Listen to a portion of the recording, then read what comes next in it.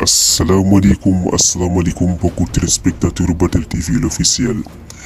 nuy nañ leen kawteef ci mbiru Pape Cheikh Diallo ki nga xamante ne moo di As Xasida wax na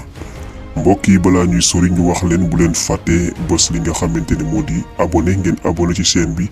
en même temps ngeen di partager mooy tax lépp loo xam ne dugal nañ ko ngeen mën koo am.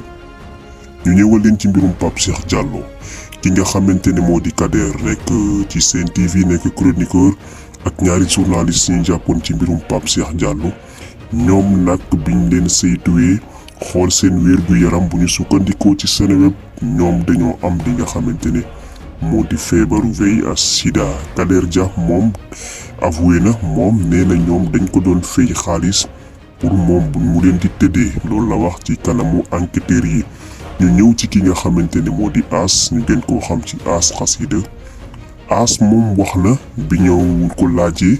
moom nee na seytaane moo ko dugal ci mbir mi nga xamante ne ci la ñu nekk moom nee na seytaane moom moo ko ci dugal ci biir loolu nag moom d'accord na ne dafa nekkoon li nga xamante ne moo di far ci ki nga xamante ne moo di Pape Cheikh Diallo moom nag nee na moom faram la woon. waaye moom yemul ci loolu bi nga xamante ne laaj nañ ko ndax da ngay yëngatu ci li nga xamante ne moo di wàllum drogue ndax dañoo ubbi foofu li nga xamante ne moo di judiciaire maanaam ñuy seen saytu li nga xamante ne moo jëm ci ñi nga xamante ne dañ leen cay tudd ci wàllum drogue muy information judiciaire moom nag biñ ko laajee moom nee nañ du laale ci mbir moomu waaye moom li mu ciy def rek moom nee na daf koy utiliser maanaam moom daf ciy mos. moom nee na bu doon ànd ak ki nga xamante ne moo di Pape Cheikh Diallo moom daf ko doon utiliser bu ñu sukkandikoo ci Seneweb muy nag loo xamante ne lu doy waar la ci biir loolu moom it mu ngi xamle ne d'accord na sax pour ñu xool li nga xamante ne moo di ay téléphone am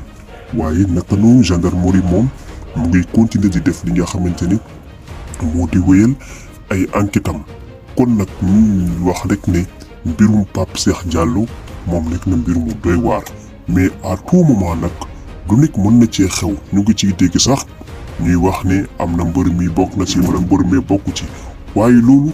dañ koy bàyyi rek ci loxol gendarmerie ndax affaire yi nag yenn saa yi dafay am li nga xamante ne moo di ay fake news maanaam ay information yoo xam ne nit ñi dañ koy waxtu teguñu ko fenn ndax dégg nañu sax ñu tuumaal ki nga xamante ni moo di Maître El Hadji Diouf ne jàpp nañ ko te nekkul loo xamante ne dëgg la bu Maître El Hadji Diouf sax moom nee na dafay porte li nga xamante ni moo di plainte ñi def loolu waaye liñ leen mën a xamal daal ci gàttal mooy mbirum Pape Cheikh Diallo jamono jii mu ngi gën a yaatu gars yi partagé leen te abonné ñu indil leen li nga xamante ni moo topp ci information yi Batel TV.